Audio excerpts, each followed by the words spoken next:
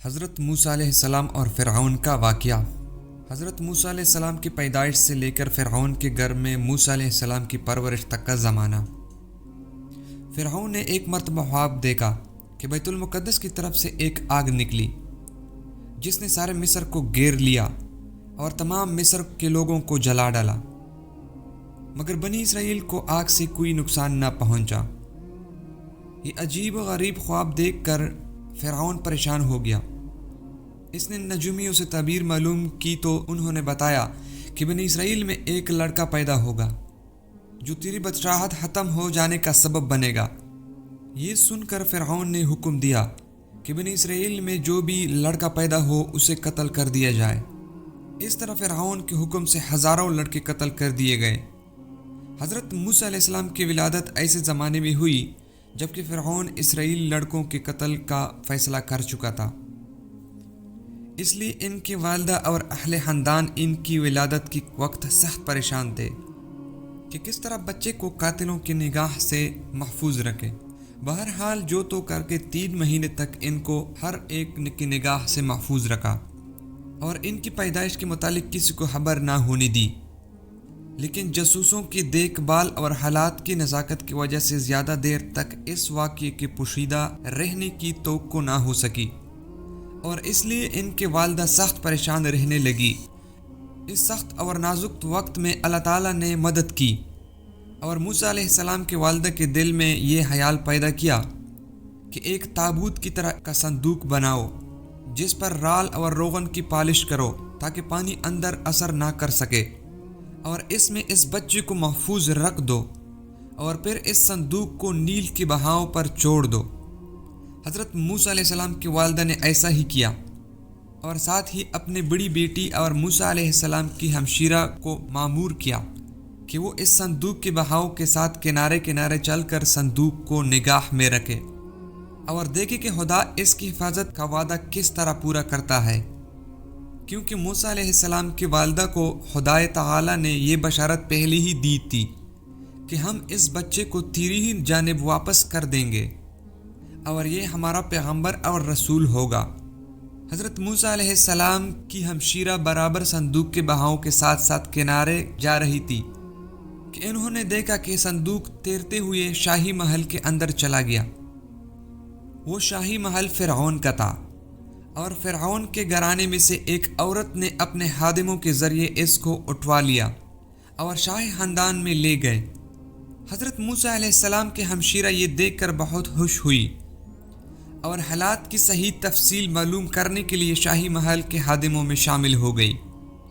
بہرحال فرعون کے گھر والوں نے جب صندوق کھولا تو دیکھا کہ ایک حسین اور تندرست بچہ آرام سے لیٹا ہوا انگوٹھا چوس رہا ہے، اور فرعون کی بیٹی فوراً اس کو محل میں لے گئی۔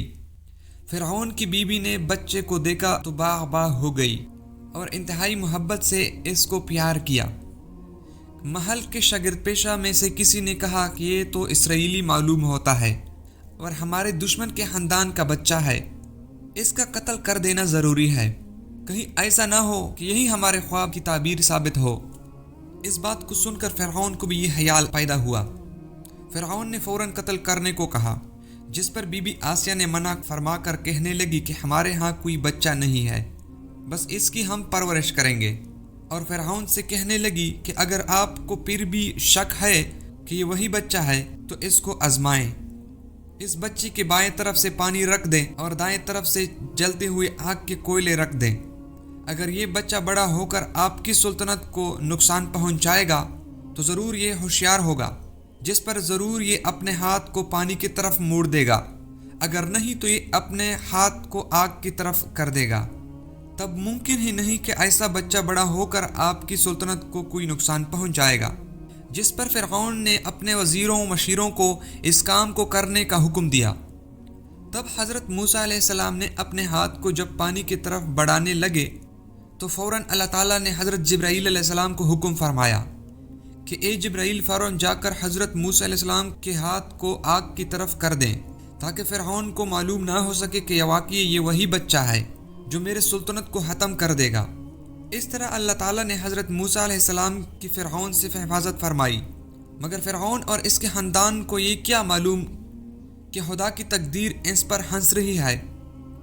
رب العالمین کی کرشمہ سازی دیکھو کہ تم اپنی نادانی اور بے خبری میں اپنے دشمن کے پرورش پر نگران مقرر کی گئے ہو۔ اب یہ سوال پیدا ہوا کہ بچے کے لیے دودھ پلائی مقرر کی جائے، مگر اللہ تعالیٰ نے موسیٰ علیہ السلام کی والدہ سے کیے گئے وعدے کو پورا کرنے کے لیے بچے کی طبیعت میں یہ بات پیدا کر دی کہ وہ کسی عورت کو منہ ہی نہیں لگاتا۔ شاہدایہ تک کر بیٹھ گئی، مگر موسیٰ علیہ السلام نے کسی ایک سے بھی دودھ نہ پیا۔ یہ سارا حال موسیٰ علیہ السلام کی ہمشیرہ مریم دیکھ رہی تھی۔